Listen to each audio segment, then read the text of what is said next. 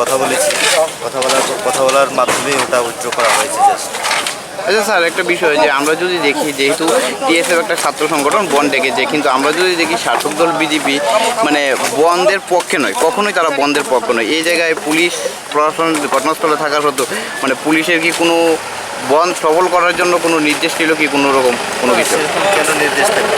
বন্ধের পক্ষে কি থাকবে নাকি? এটা বন্ধের সফলতার তো কোনো নির্দেশ সেরকম কী করে দেয় সেটা না। তাদের নিজস্ব কিছু ডিমান্ড থাকে, প্রত্যেক দলেরই নিজস্ব ইউনিটের ডিমান্ড থাকে। শান্তিপূর্ণ মাধ্যমে, আমরা পিসফুল মাধ্যমে ওটা বন্ধ তারা করেছে, ডেকেছে, কথাবার্তার মাধ্যমে বন্ধ এখন উইথড্র হয়ে গেছে।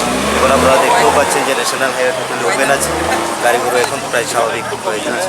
সেই জিনিসটা আরেকটা জিনিস স্যার, আমরা দেখেছিলাম প্রথমে যখন সকাল 7টা থেকে তারা 6টার সময় বলেছিল, তখন দেখেছিলাম যে আপনারা পুলিশ প্রশাসন সিচুয়েশন অনুসারে কাজ করি।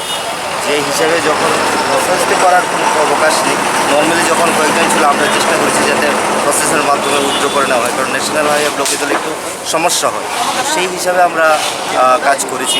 তারপর কথাবার্তার মাধ্যমে, ওদের লিডারদের সাথে কথাবার্তার মাধ্যমে, শান্তিপূর্ণ আলোচনার মাধ্যমে বন্ধ ওরা উইথড্র করে নিয়েছে।